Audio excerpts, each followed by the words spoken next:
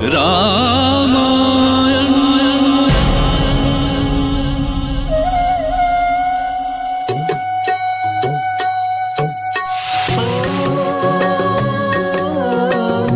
मंगल भवन अमंगल हारी,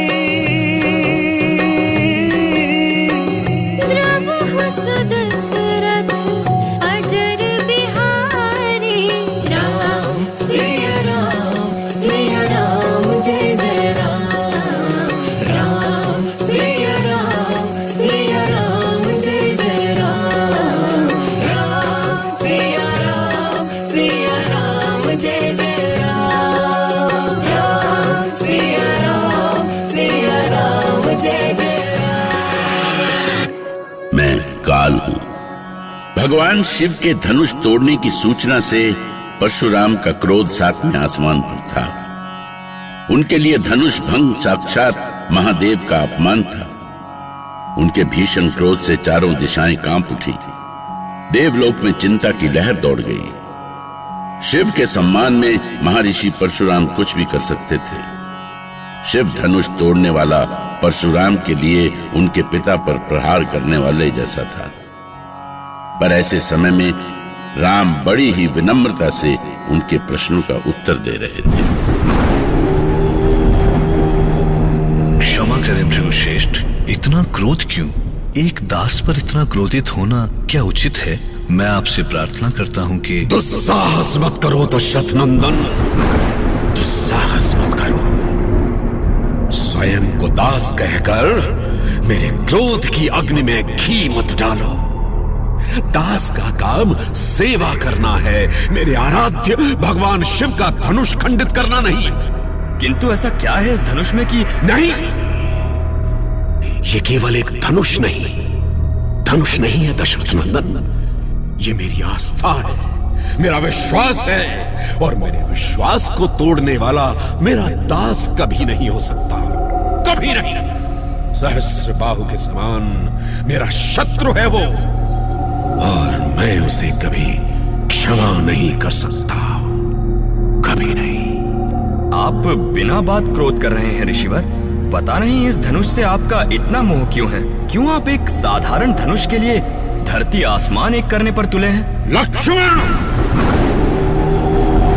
कहीं ऐसा न हो कि मेरे क्रोध की अग्नि सब कुछ भस्म कर दे। नहीं ऋषिवर, ऐसा ना करें।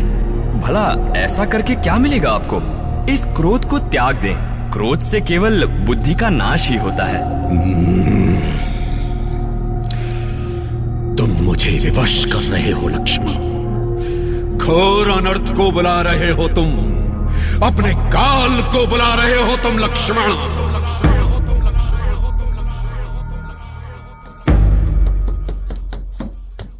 अरे रे, क्या हुआ? तुम भाग क्यों रही हो? बहुत डर लग रहा है मुझे।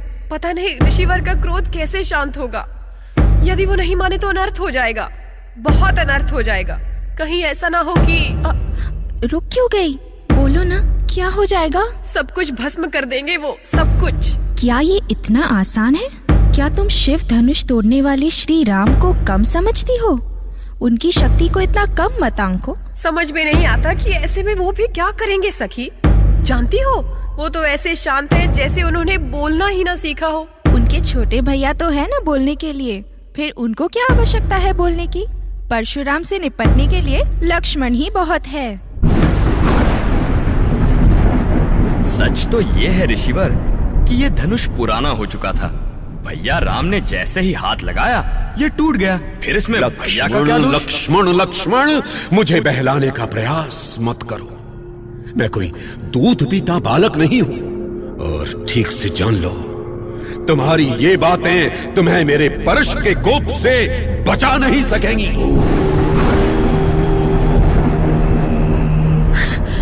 हे ईश्वर, पिताजी कहाँ हैं? कहाँ चले गए वो? वहाँ मंडप में भी नहीं है, तो फिर गए कहाँ? पर सीता, ऐसे में पिताजी क्या कर सकते हैं? महर्षि का क्रोध वो भी जानते हैं। कहीं ऐसा ना हो कि उनके क्रोध की ज्वाला महाराज पर ही पड़ जाए। मुझे बहुत डर लग रहा है, कहीं कोई अनहोनी ना हो जाए। एक के बाद एक ये कैसी अनहोनी हो रही है? क्या चाहते हैं ईश्वर? हमें किस पाप का दंड दे रहे हैं वो?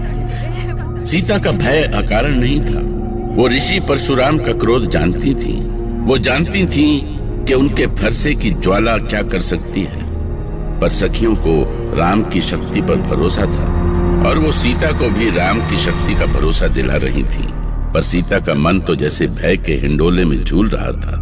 एक पल को उन्हें लगता कि राम उन्हें इस संकट से उबार लेंगे और अगले ही पल लगता कि परशुराम का क्रोध सबको भस्म कर देगा।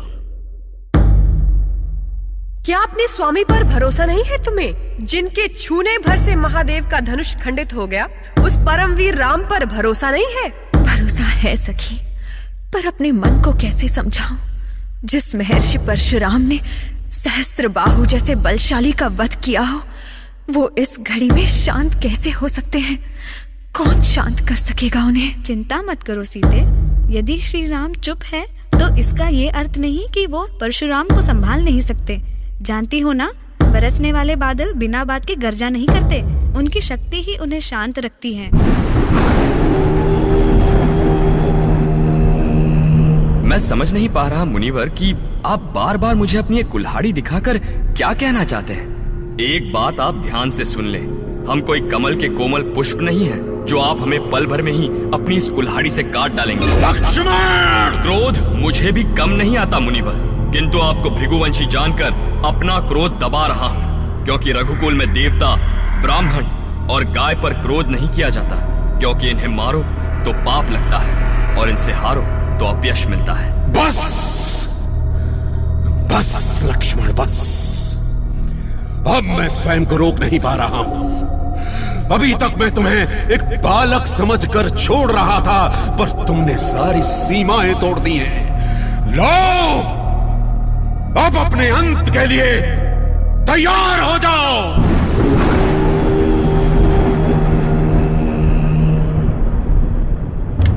ठहरिए महर्षि, ये क्या कर रहे हैं महात्मन? एक बालक पर परशु उठा रहे हैं। क्या अब आपके इस महान परशु का यही उपयोग रह गया है? जिसे आप बालक कह रहे हैं विश्वामित्र, उसे समझाइए, समझाइए कि वो अग्नि में हाथ डाल रहा है।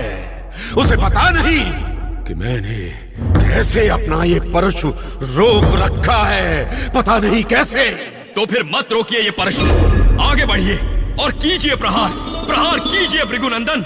देखता हूँ आपके इस परशु में कितनी शक्ति है। शांत रहो लक्ष्मण। क्षमा करें गुरुदेव, मैं कब से इनकी बातें सुन रहा हूँ।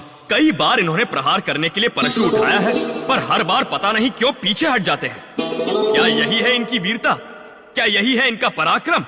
यदि इनका पराक्रम सच्चा है तो इनके हाथ बार बार कांप क्यों जाते हैं? क्यों? शांत रहो लक्ष्मण, ये मेरा आदेश है, गुरु विश्वामित्र का आदेश। लक्ष्मण की ओर से मैं आपसे क्षमा चाहता हूँ ऋषिवर।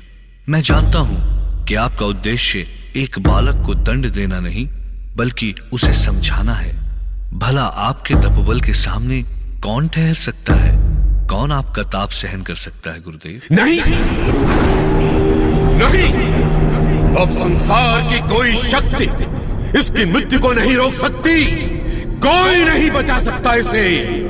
हे देवताओं, आज तुम्हारे साथ ये पूरी सृष्टि भी साक्षी होगी कि इस दुष्ट बालक को मृत्यु मैंने दी है।